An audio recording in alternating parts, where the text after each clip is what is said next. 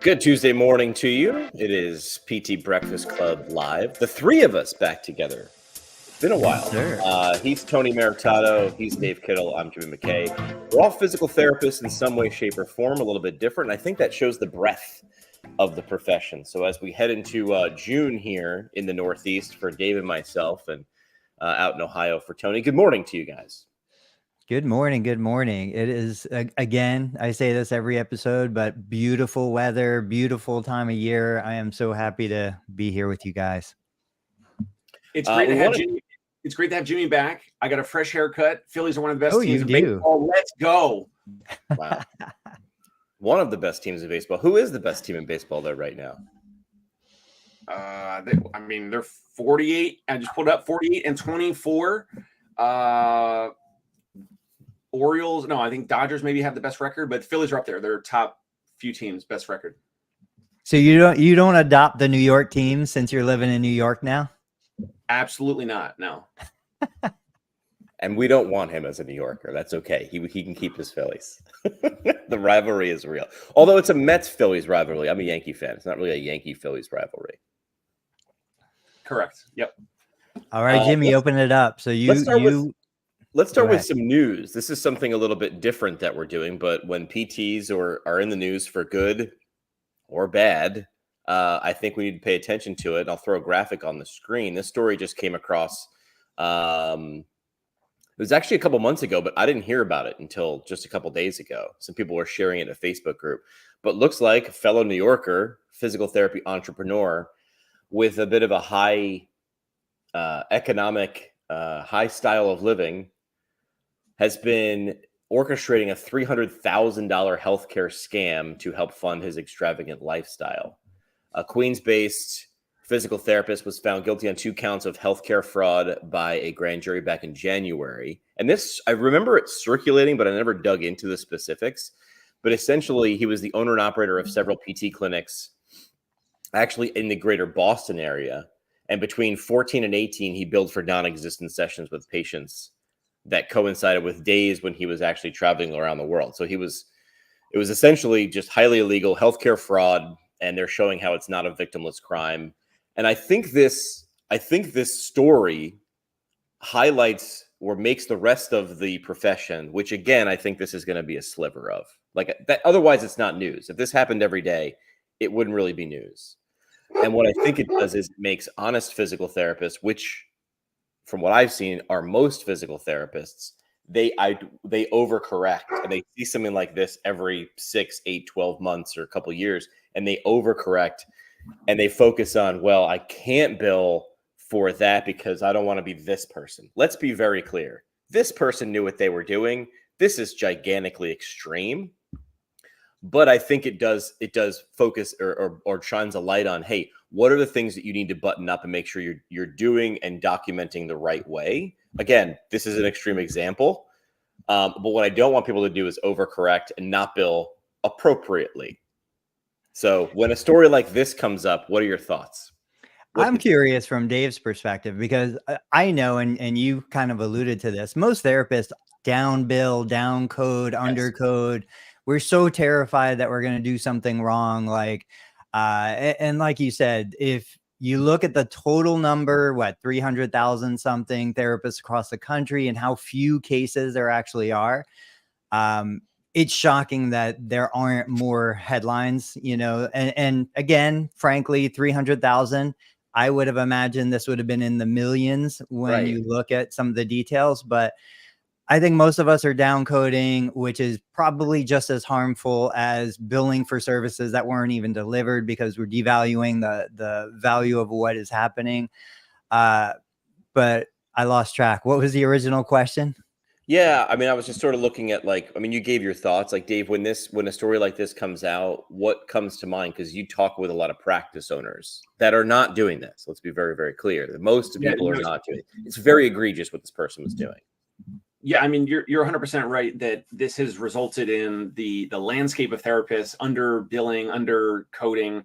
I think Sturdy McKee has a quote. It's something like, no physical therapists, meaning the ones, like you said, the ones, our teammates, our colleagues, the ones that are actually in accordance to normal standards and treating a reasonable amount of patients per day, a normal amount of patients per day. None of them are over billing or over coding. So like when we've looked at books, when we've looked at EMRs and different practices that we've looked at, the productivity per therapist will usually be like three units per visit. And so a lot of these outpatient clinics, I don't know what Tony's is like, but I'm assuming it's similar, but like a lot of the outpatient clinics in, at least where I've been in New York, New Jersey, and Philly area, a lot of patients will be in the physical therapy office for like an hour. And maybe there may or may not be, I guess, medically necessary treatments being conducted at, every minute that whole time. But therapists will underbill, and it'll be like, three units instead of a reasonably sufficient 4 units, and many therapists don't even bill 5 units. I mean, some places, but like not all staff physical therapists. So you're right. These types of things, they come out in the news over time. There's a disconnect. There's the egregious, like completely illegal side, which is just overboard. And then it does affect the coding and the billing of a lot of staff physical therapists for sure. Now, I wanted to share kind of related, but let me see if I can bring this up here. These are not physical therapists, but this is another example where these 2 podiatrists, they were delivering services for neuropathy. They were coding, and I believe my hunch is they probably felt that they were coding appropriately, but obviously whoever the powers that be are decided they weren't. They got into a bunch of trouble because they were billing for services that were determined not to be within the codes that they were billing. Again, in this article, it says 7,000 claims. I don't understand how that resulted in only 181,000 fees and penalties, but there are so many examples out there. And I've had this recent conversation. I'd love to know what you guys think. I really think small providers like me, I don't have a legal department. I don't have big budgets. I don't have all of this other stuff. I am being pushed out of the profession, at least in the conventional term, because I don't know. I think I'm billing correctly. I go through all the audits. I do all the stuff that I'm supposed to do. But, I don't have the resources to keep up with larger organizations. And we see these stories, and it's a shame because people want to do a good job. I think there are genuine providers out there who want to help patients, but there's so many other hurdles that we have to overcome. What do you guys think about the small providers being pushed out because of the increasing regulation? Yeah, I mean, it's definitely a factor. When you put up the Synexus link in the group chat or wherever it was, I thought that was typically cash pay. So I was actually surprised to hear that there are only insurances for that. I know I've seen a lot of chiropractors and some physical therapists, some chiros, I think, with machine for neuropathy. Maybe another episode we could talk about, it doesn't get results and actually helps people, but I'm sure enough because I've seen reviews and things like that. But anyway, well, go ahead. What's interesting about that is I had also shared, like I was watching an Alex Hormozy clip recently, and he was talking to a guy who does marketing for physicians. He didn't say what kind of physicians. I was guessing chiropractors also who are in the neuropathy space. And he said his physicians were doing between $2 and $5 million a year in the neuropathy space. Now, you know me, I think it's all BS. I think it's all lies. I think that they're putting light on your skin and nothing's happening. But nonetheless, they're making $2 to $5 million in a cash base. We're going to cure neuropathy space. So yeah, I thought it was cash as well.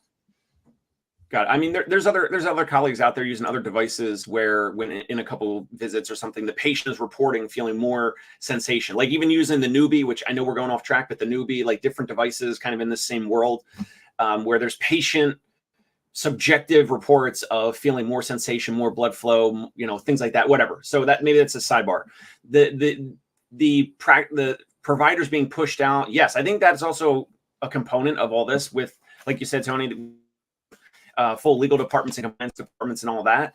But at the end of the day, I think you could argue that these guys might be a little bit different if you don't have to pull it back up, but there was some equity holding something meaning like they may be owned by private equity, or they might be owned by some investor, or there's some financial sponsor, something of these interests, which could paint a little bit more of a target on their back. I don't know what you think about that. Yeah, I agree. I mean, deeper pockets, right? Like, why are you going to go after somebody who has no money to pay you, even if you find them guilty? I think deeper pockets, you can cut deeper. I think you create an example of that individual or that practice. I don't know who has it, like the whole Count Dracula story where Vlad the Impaler would hang heads on a stake to like show how fierce he was. I think there's truth to that even to this day. I think when regulators and compliance want to come in, they want to make an example of you if they think you're doing something wrong. And sadly, you know, we only hear one side of the story. I'm not defending the people that do things that are wrong. We know that that happens, but I also want to bring reality in that we only hear one side of the story. Right. You also go after the ones you can win. I mean, there was a big uproar in the field that I was in previous to physical therapy, and that was broadcasting and radio. And there was a big, to use your Vlad the Impaler line, like sort of witch hunt for pay for play. Now, keep in mind, this was a record company saying, we will give you cash or gifts for you to play this song because we know that this song will generate sales, ticket sales, record revenue. The problem there is you're like, well, where's the problem in that? It's a private radio station and a private record company making a deal. There's rules and regulations around that because it's the FCC. It's the public airwaves. So like you can't do that on that's where the regulators came in. And the regulators came in because it was an election year. And they said, I need my name in the headlines. So I'm going to go after a layup. Right. So why are regulators going after practices? Because the regulations have changed. Like zoom out one more, which also brings us to the next thing we shared in our group chat, which was, I think, Tony, you had shared this one, right? Dave did. No, I grabbed that from LinkedIn. Yeah. So this is a post that you had seen from an orthopedic surgeon, Dr. Daniel Paul. And it's really like a rant that's not necessarily unique. We've seen this before, right? Or we've heard this, or maybe you've said this before. And I'll summarize. It sounds like he's an orthopedic surgeon who's a private practitioner or knows some, and he's saying it's unsustainable for insurance-based physicians to stay in business because large hospital systems are more than happy to buy them up because they have the weight. They have the money. They can come in, even if you're operating at a loss. They say, listen, well, we're a hospital system, so we might have the things that you're lacking. Not only a stream of patients, which, by the way, it's illegal to do that, but of course, it's easy to sort of corral patients there, but also we get paid differently. We get paid differently than you. Plus, we have what Tony was mentioning a second ago is we have a legal department. So if we get shot, if we get hit with a thing, this is a BB gun. If you're a private practitioner, that thing's a torpedo going to sink your whole ship. So Dr. Paul goes on and sort of outlines, I thought really well in 3 to 4 paragraphs, the problem. He outlines in this one, the bottom paragraph, patients find out that their routine x-rays that used to cost $150 now cost $850. And that comes from things like administrative bloat, right? They now need to pay for the legal department, the marketing department, and the new parking complex. But they can do that. They charge that money because they get paid differently. They can do that. The rules are not the same for you and me and the hospital down the street. And that is by definition ain't fair. Dave, it's not fair. That Tony and I recently talked about the same type of thing for physical therapy and how an outpatient hospital physical therapy practice can make $300 per Medicare Part B visit by a physical therapist using the same CPT codes, same ICD-10 diagnosis codes. And if there's Tony billing like that versus his hospital across the street, Tony's going to make $100 or $109 or whatever dollars on average per Medicare Part B visit of 4 units. And then the hospital across the street, same licensed physical therapist. I mean, not the same, another licensed physical therapist in the same state bills the same 4 CPT code, same ICD-10 code. The hospital makes, $300 per visit for Medicare Part B. Literally the same thing, the same service. And we talked about like facility fee. And I think Tony might've mentioned, setting code or something. It's kind of in the same ballpark, but yeah. And it's not fair. But it is what it is. I don't know. Like, I don't know if we were going to talk about solutions around it, but like we kind of talked a little bit about it then. But I shared it with you guys because it's the same thing that's happening in physical therapy. So physicians have been feeling it. That's why all the health systems everywhere have been acquiring the primary care doctors. They want to keep the primary care doctors in their network in the hospital system to not refer to even external physician specialists that they've referred to and have been friends with for decades.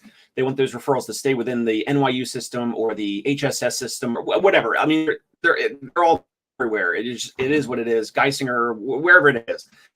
So, Tony, do you have anything else to fill in there? I do. I want to share some experience about that. But before I do, any feedback on that idea that you shared last week, I think it was, or any comments coming in about that? Yeah, well, I mentioned to you, I think last week or maybe the week before, that I had like most inbound messages from practice owners about it. I spoke to one practice owner in Boston, pretty sizable practice, and he's like, hey, we're looking to do this. We're trying to do some other things. We're talking to other practice owners to try to band together. He said, whatever you guys might be doing with that, because so Jimmy, I don't know if you listened to it, but like Tony and I joked, I said, we should start a hospital, physical therapy hospital, or, Kittle Meritato Hospital, whatever. We joked. And I said, we want to get this contract. We want to get this, in New York, it's called Article 28, or in other states, it's probably something similar. And I said, let's just, break even on a hospital, whatever the legal, minimum standards are for whatever state, maybe somewhere with lower cost of living or real estate. We get a hospital, but we just do it so that we can get this hospital contract. So it's just a license. So it's a hospital on paper. Well, I mean, maybe you would actually have to have almost like an urgent care, like low budget hospital or something kind of thing. But the point would then be, we then say, hey, we got this Medicare Part B. And by the way, every other in-network insurance gets paid higher through the hospital contract compared to the private practice physical therapy contracts, right? So like every insurance reimbursement visit of 3 or 4 or whatever units gets paid more. So anyway, I had a lot of inbound from that. I had Tony and I, we were fielding, comments and questions about it publicly, but then also owners reaching out, and some owners like couldn't believe it. I even had an owner recently say, so he had sold to Select Medical several years ago, and he didn't even know that. And I'm like, definitely, I don't know which hospital, but Select Medical definitely has an affiliation with a hospital system. And so they didn't even, obviously they're not going to tell you, they're not going to tell you, hey, we're going to buy you at whatever competitive dollar amount we can agree to. And like the next day or the next quarter, whenever we switch billing from your billing to our billing, all of our reimbursements per visit will really increase, like tens of dollars or maybe hundreds of dollars per visit. We're kind of just barking up a tree here because the solutions are, band together, strengthen numbers, or I don't know, go cash based. I mean, there's not that many solutions around this, because the ones that know this, the private equity backed sponsors, the bigger groups, the bigger chains that affiliate themselves with a partnership, some hospitals, some health system, whatever, they're the ones that are going to be able to pay their therapists, $100K or $120K per year salary as W-2s. And those therapists will never leave, and they don't want to go work for private practice. And the reimbursement and all this, and the ACOs and the hospital models, this is part of the whole thing, the labor, the recruiting, the hiring. I mean, there's multiple factors here. So if I were going to break this down for someone who was just joining for the first time, if I do something and someone in a hospital system does the exact same thing to the exact same patient, they are getting more money per minute in terms of reimbursement. And when you extrapolate that over more therapists, over more patients, over more years, this is like trying to compete with someone at a marathon while they're riding a bicycle. Yep, exactly. Like, I'm an optimistic guy, but we can do all the value proposition and marketing hacks we want. Like, how do we compete with this? I'm usually an optimistic guy. Well, and that's the question. How do we compete? So you come up with solutions to compete. Dave's looking at, okay, well, if I can't beat them, let's join them. I'm going to go that direction. Let me do a little investigation. Let's see what I can do. Dave and I talked about it. I said, there's got to be so many borderline defunct, bankrupt, ready to go out of business hospitals that you could go in, you can buy them up, you can get all of their contracts. They've done all the heavy lifting. Now you just step in and you focus on, the things that you do best. I think that's one option. Talking about internal referrals, I had mentioned on the show probably now 7 years ago, maybe 8 years ago, I was treating an office manager for a local primary care group. And the office manager told me, for the first time in her 20 years working for this group of primary care docs, she had heard upper level management from the hospital say, we want to keep all of our referrals in-house. We do not want to send outpatient therapy to any outpatient providers other than our own internal outpatient providers. And she said she had never heard that before. So this has been going on for years. I know in my area, every single, and I'm not exaggerating, every single local group of physicians or surgeons that were privately owned and operated got absorbed by the hospital. They all got bought out. But like anything, one door closes, another one opens. When that happened, what I started to see was those surgeons were referring out patients almost in spite of, to stick it to the man, to show the hospital that they're not under their thumb. And so we were getting more referrals than ever because these surgeons were, doing this to spite the hospital, to spite the manager. And they know they can't get fired. They're so desperate for surgeons. They're Right. not going to fire them because they send outpatient therapy services to a private practice. So I think that if you look at the landscape, just like we would do with the patient, okay, Mr. Patient, what's the problem? Well, all of my referrals are staying in-house. Okay, how can we address this problem and how can we create a plan to solve it? That's where you step in. You start marketing specifically to insurance payers. If you're in network, like we have a local payer that something health benefits, it's obscure. It's not Blue Cross. It's not Humana. It's not any of them. I market specifically to individuals who have that insurance. And I market specifically to individuals who have that insurance, who have had a major injury or surgery, because I know that insurance reimburses higher than Medicare. Those individuals don't have a lot of options in the area because it's a small, obscure plan.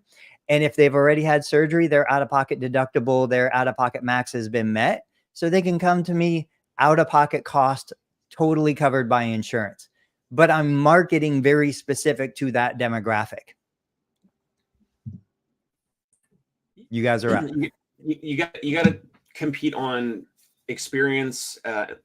Tony gave an anecdote recently about his front desk person helping a patient that kind of walked in, stumbled in, was not able to drive. It was a whole awesome story with this front desk person in terms of like, care and compassion and overall patient experience, and someone that needed, some help at the time. So it's not easy. But I think moving forward, I kind of mentioned something of cash physical therapy recently. Like, I think it's early to cash physical therapy, and it's not for everyone, but to charge someone a dollar amount for whatever services, and that, as long as you do right by that patient, that client, there's no clawbacks, there's no extra, there's no future denials, there's no authorization issues with, that all this insurance issues and all that. It's not the best solution, but I think it's one of the best solutions. But any practice out there, they can compete on experience and all that. But if they have a patient experience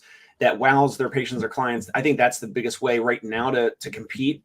The challenge is with recruiting and maintaining great staff members, whether it's on the clinical side, the admin, front desk side.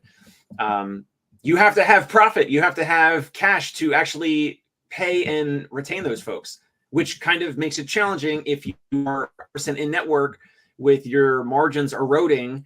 Cost of living is increasing. Everyone is asking for more money and raises and all that. And then you're making less on the insurance side. So that's why it's like, it's kind of a Band-Aid. It's not a panacea cure-all, but having more and more out-of-pocket cash pay services can allow you to compete on experience and value and, response to scheduling and doing things faster, better, or different than the competition. Yeah. This leads us to our next conversation. I think it was really nice that these three things popped up And just for clarity for the audience, we sort of go back in the group chat and we're paying attention to things that we want to talk about and we think that you'd benefit from listening to. And I think this next quote or this next post from Greg Todd, who's been on the show before, who's a smart guy, and he was pointing out a lesson from Dollar Tree. Now there's Dollar Tree, there's Dollar General, and Dollar General was always sort of generally a dollar. That's how I remember it. Is everything in here a dollar? It's Dollar General. It's generally a dollar. But Dollar Tree was notoriously the dollar. And then there was also the dollar store, which I don't even know if that still exists anymore. But the idea was their value proposition was everything in the store, lots of things solve your problem, but our price, we're going to compete like Costco, but for other items, and everything was a dollar. So Tony, when I shared this, what were your thoughts? Yeah, I mean, we need to figure out how we get basic revenue up, how we increase cart value. Like there's a lot of different ways to say it. I think we see it across the board. And so same thing. If insurance reimbursement is, I talked to somebody yesterday and they were like, wait a minute, what do you mean you're making less per visit? How is that even possible? I'm like, because third-party reimbursement has been going down 2-3% a year. Cost of services is going up multiple percent a year. This gives us an opportunity because not everybody's going to adapt. There's going to be plenty of practice owners that are just going to do the status quo. This is where if we can't raise prices on third-party payers, which Dave, you interviewed a gentleman that had successfully done that. It's on your channel. Go check out the Dave Kittle Show. But the idea is, where else can we make up this margin? Is it going to be self-pay services that aren't covered by insurance? Is it going to be product sales? Is it going to be endorsements?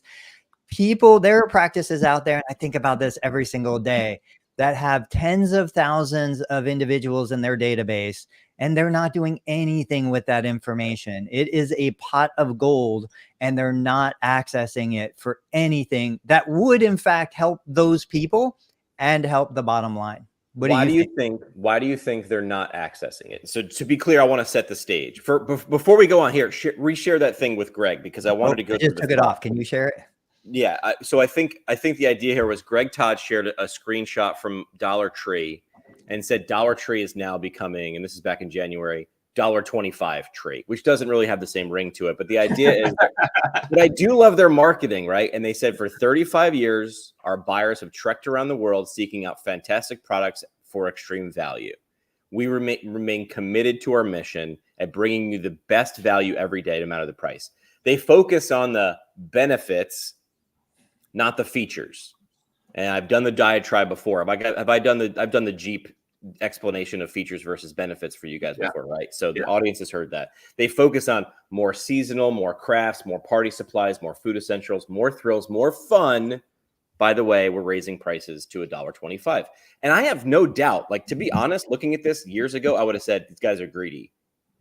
Now that I'm looking at this, I'm saying if you lived at $1 per item for 35 years, and now you're only changing to $1.25, which is actually a large leap, right, percentage-wise. But like, I don't doubt that they have to remain in business, and that's what Greg Todd's post was about. He said, "Can we take a lesson from Dollar Tree? They understand the first rule of business is to remain in business. You help 0 people if you go out of business, right? And so if now we'll get back to what Tony was just talking about. If you have 10,000 people in your database, your email list, your phone numbers, and you're not trying to seek out to help them, you might be saying, well, I guess I'm just going to keep sinking on this ship because these insurance companies aren't going to pay me more. They're not. I got news for you. By all means, keep advocating, do those things. I'll be over here with the rest of us trying to build our own ship, not bailing out the sinking one, right? So let me ask you a 2-part question, Dave and Tony. Why are individual practice owners not capitalizing on this pot of gold? And then follow-up question, what do you think they should be doing? Dave, go. One reason, I mean, there's a lot there. Okay, their heads are in the sand in regards to the email addresses, the phone numbers. It doesn't take that much to send automated emails. You can, pay Chad Kuntz or someone else to set up automated emails for for hundreds or thousands of contacts that have done business with you, have been previous patients. You could, spend a couple $1,000, whatever, with mailers. You could send envelopes, letters, whatever to all those patients. It takes a little bit of money. You want to try to use that to reactivate them. The reason why they're not doing it is because they just don't know any better. Their head's in the sand. They're treating too many patients. They're in a job, not really a business. There's a lot there. I do agree with the Greg Todd thing. So the Dollar General arguably would be terrible branding because you kind of set yourself as like, this is the dollar, and this, we're always going to have items for $1, and now they're increasing their prices. I know, like, he posts things on purpose like that to be provocative, and there's some things, and I love Greg. There's some things that I really agree with him on, and there's some things where I would push back or disagree on. Maybe we could talk about that another time. But he's right with physical therapists that are insurance-based can't do this, right? Because you're not going to, unless you have strength in numbers, and it takes time and effort to do, increasing your reimbursement, like renegotiating your rates with insurance, it's not happening. Right. And so the practices are kind of in a similar situation of Dollar General or Dollar Tree or whatever. They pigeonhole themselves almost to a fault now over time with the branding around $1. It's almost like saying like $50 physical therapy practice. Like, that's the name of the practice, $50. It's good at some point. It's good in the 80s or 90s or the 2000s. But now in 2024, if you're $50 physical therapy, I mean, yeah, your margins are getting squeezed. You're getting tight. And so the reason why he posts it is because his thing is like solutions-based offers and, pitching like a $2,000 to $5,000 or whatever dollar solution-based offer for your low back, your plantar fasciitis, whatever it is. Now, let me stop you right there. Physical therapists cringe at that. And yet, if you walk down the street, you see people offering, hey, this is a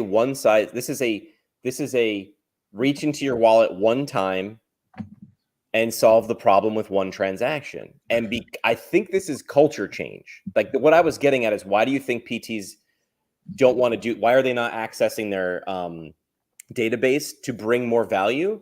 I think it's fear. They don't know how. And number two, they don't think that they're supposed to do it because the people they learned from didn't do it. Right. Where people like Greg Todd, like, well, he's just trying to scam people. No, what he's trying to do is help people at scale, ... and also remain in business. I mean, I like how Greg Todd said that. He's like, the first rule of business is remain in business. If you're not afloat, you can't help anybody. Now, I do want to hear from Tony. Arguably, Greg Todd owns a couple clinics in Tampa, Florida, real quick. And I love Greg. I would do anything for him. And I don't want to really speak too badly about him. I love him. But he's got 2 practices or 3 in the Tampa area right. that are in network that do not do what he's saying. Oh, let me just leave it like that. And then and I want to hear what Tony says. You know what? I have 2 clinic locations here. I don't do any of the stuff that I tell you guys to do. Similar to Greg, we started in a different era. We built a different model. Like, back in my day. What's that? I said back in my day. Yeah. Uphill both ways in the snow. No, but seriously, like, that is a completely different business. And like you said, when I'm looking at the content that I put out, that Greg puts out, that others put out, we were talking to the current model, the current situation. I think it's interesting. I was looking up some numbers here. So Dollar General is a, what are these numbers here? Market caps are about 23, 27 billion between Dollar Tree and Dollar General. So they're big companies. These aren't small companies. Dollar General is doing profit margin of almost 4%. Dollar Tree is a negative 3% profit margin. But if you look at that compared to Costco, and I'm going somewhere with this, Costco is huge. I love Costco. I go to Costco probably 3 days a week. They're at almost $400 billion market cap, but they're only doing a 2.8% profit margin. So none of these are really like high profit, but they're at scale. The interesting lessons that I think you could learn when you think of a Costco versus a Dollar General or Dollar Tree. I've walked into Dollar General when I'm in a rush and I need to grab something. Generally speaking, the place is a mess. There's junk all over the place. The shelves are disorganized. Everything looks broken, old, worn out. It is not a pleasurable shopping experience. Yet it is a $23 billion market cap. When you look at, the target consumer between Costco versus Dollar General, they're very different, but both of them are selling value. Both of them are selling discounts. They just do it in very different ways of operating.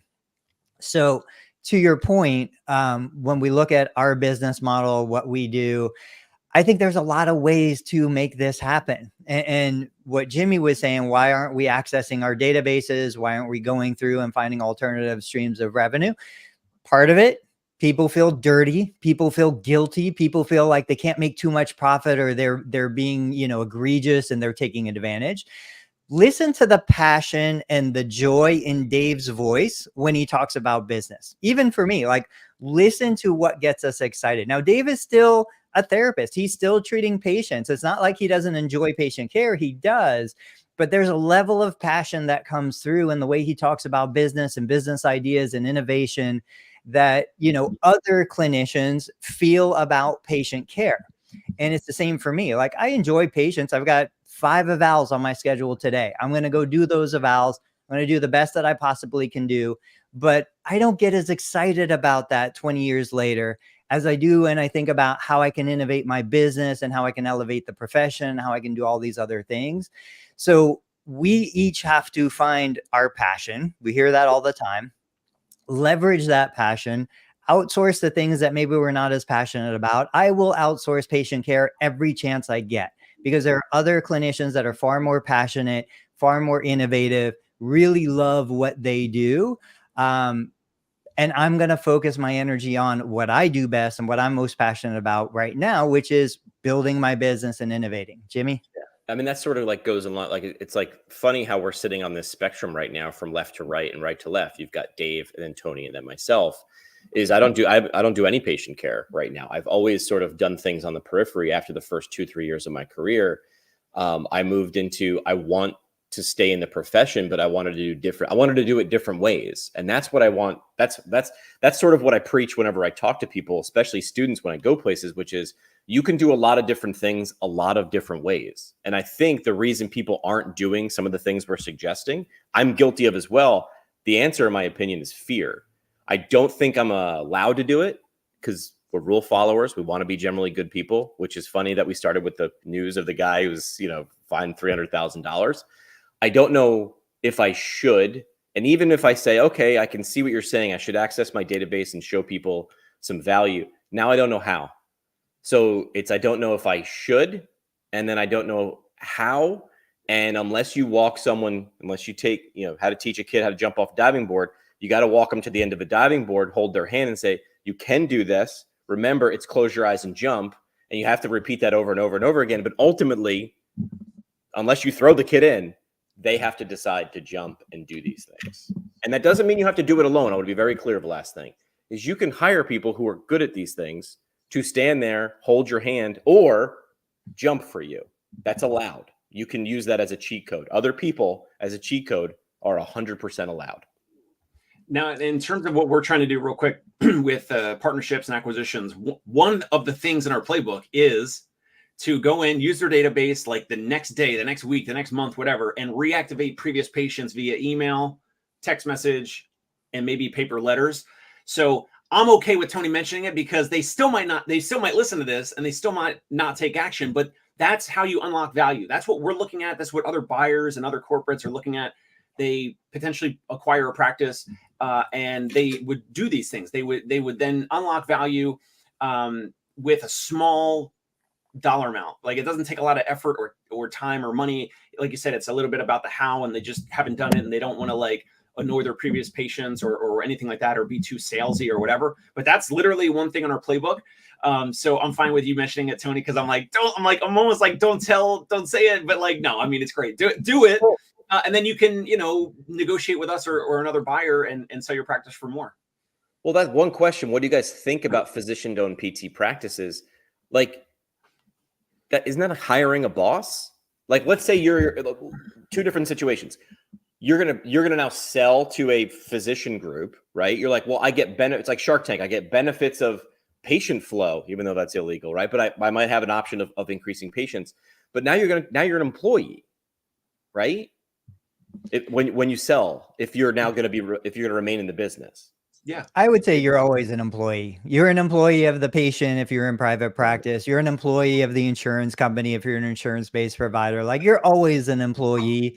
It just depends on your perspective. Now, as a consumer, if I am the person that had an ACL reconstruction, I want to go to the physical therapist who is working directly with, employed by the surgeon who did my surgery. From a consumer perspective, there is no better situation in my head, because those two are meeting every day, which we know they're not.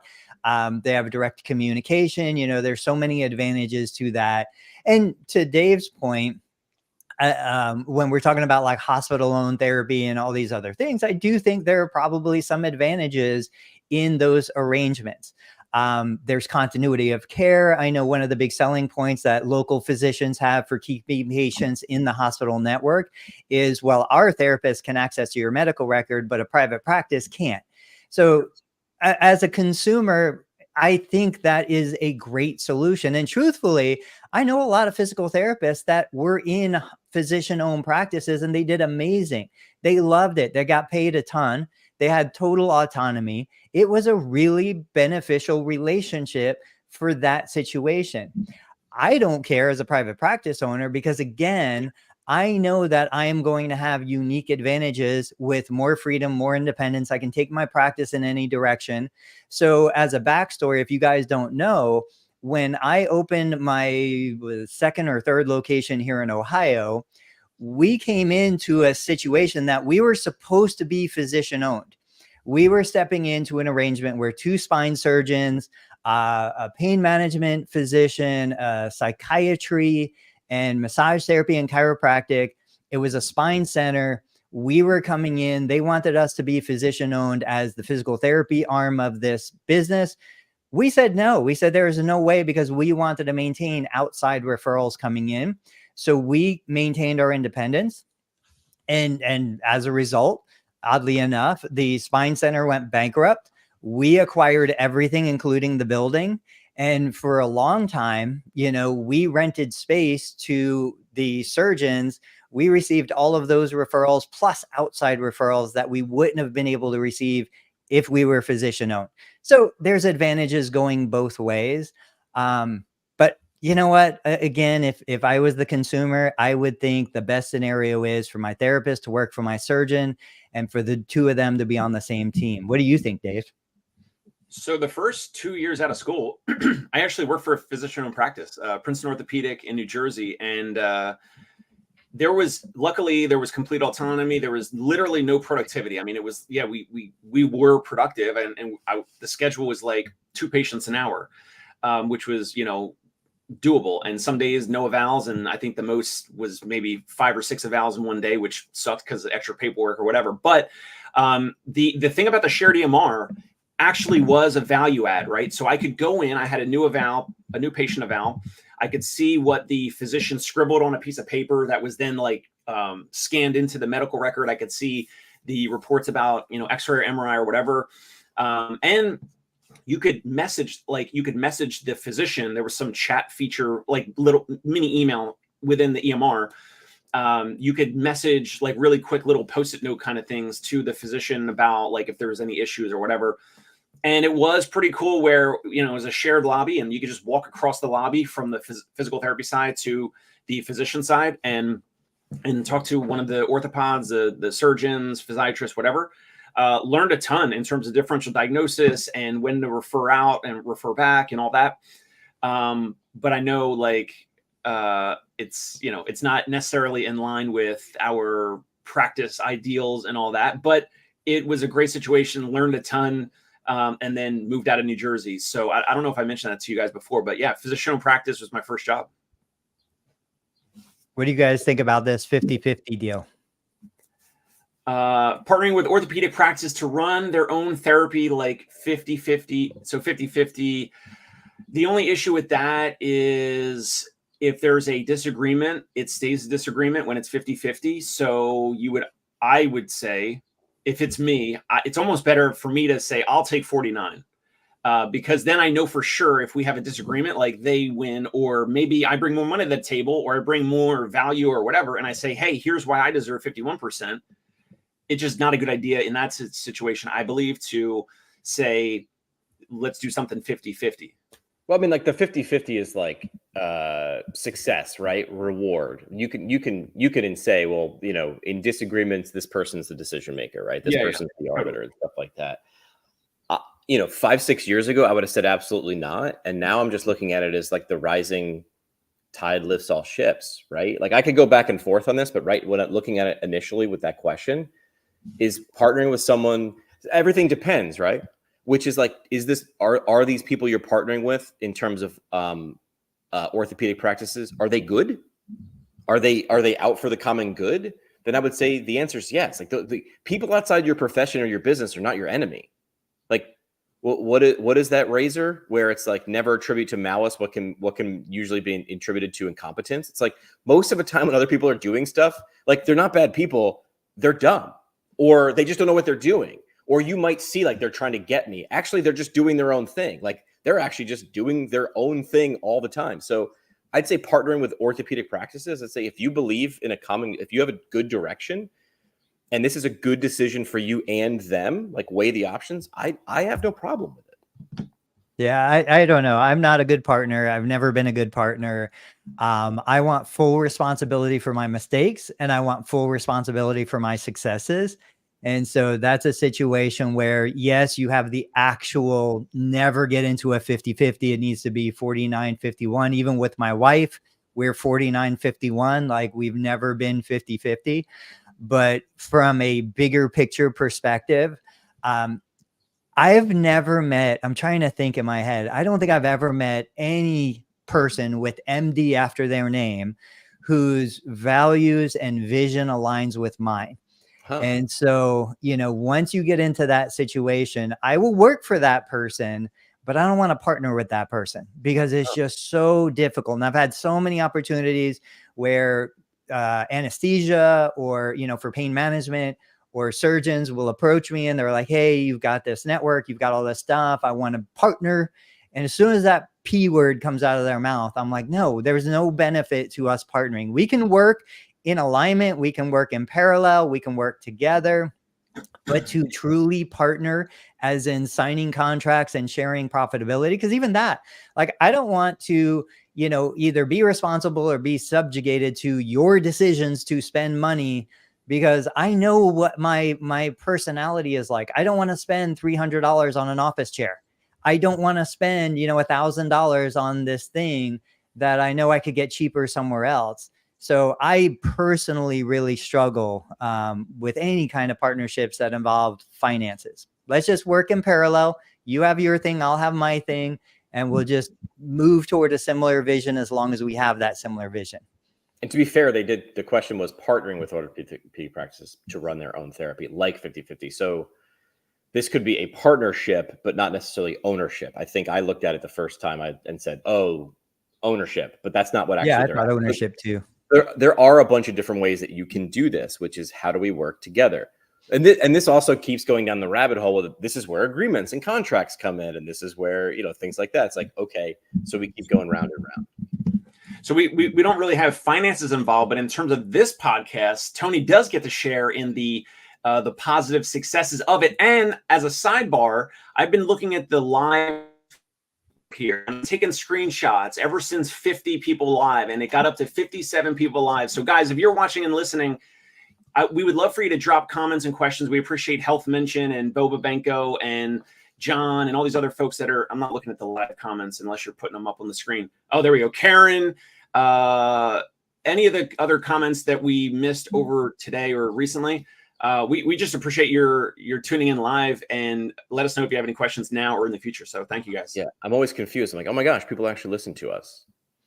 And I will say for the record, Jimmy and I did another live stream later in the day recently, and we didn't have 55 viewers, you know, so it's not even like we could say, well, those are all bots. Those are actual people tuning in. That's awesome. Yeah.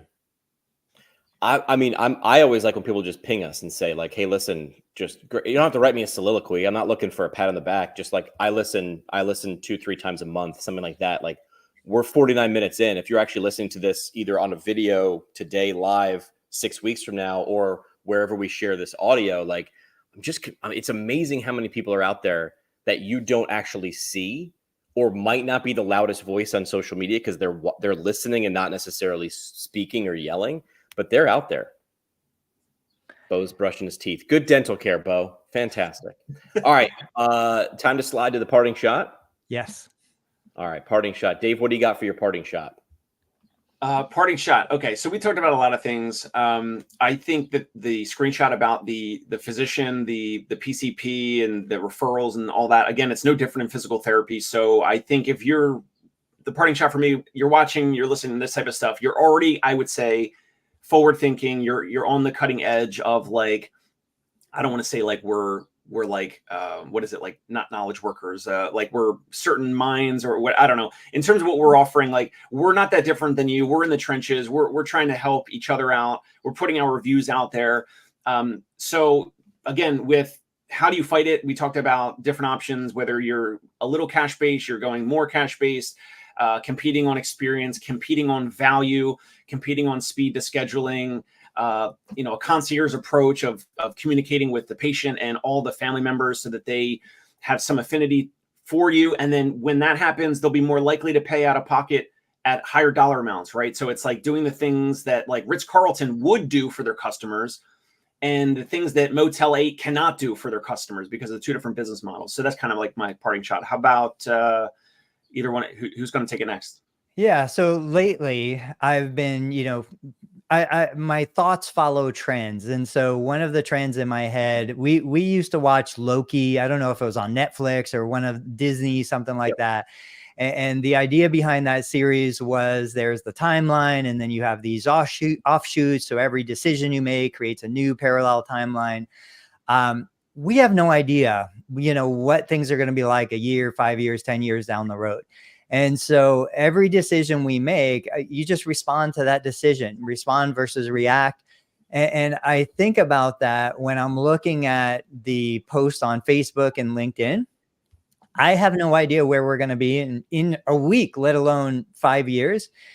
Just make decisions to the best of your ability, follow, your heart, but also understand that you don't know what's going to happen. A year from now, you might be in a completely different situation. If we know anything as physical therapists, we know that we are highly adaptable, and we just bring that into business. We bring that into patient care. We bring that into our family life. You guys are amazing at adapting. Embrace that and just know that, take that next step and see where you land. Yeah, I'd say, and this is from personal, like a lot of the stuff, it's funny how this works, where the stuff we talk about, the topics we talk about change, but we always apply our own filter to them, right? So when I talked about why people aren't taking action, there's several things in my life that I hesitate to take action. So then how do I look smart to know why other people don't take action? I take stock at why I'm not taking action. And so when I say it's fear or not knowing what to do or not thinking you're good enough, you're seeing an insight into my brain or my screw brain. Go deeper, go heart and what you're actually thinking. Like, and the success that you're seeking is hiding in the work you're not doing. That's one of those motivational quotes that circulates the internet every once in a while. I got good and bad news for you. The bad news is it's true. The success you're seeking is lying on the other side of the work you're not doing. The barrier to get over is perfectionism. None of us knows what's going on. I mean, we do, but we don't. None of us knows what's going on. And the people that look like they know what they're doing are the people that just do stuff. You're not seeing the failures. You're not seeing the things that didn't work. So go do the things that you know right now. And then the thing that you're supposed to do 3 steps from now, you'll figure it out when you get there. That's just how it works, guys. All right. We'll see you guys, Tuesday? Today's Tuesday. Today's Tuesday. We'll see you guys Thursday at 8:30 a.m. Thanks for watching. Yep. Thank you.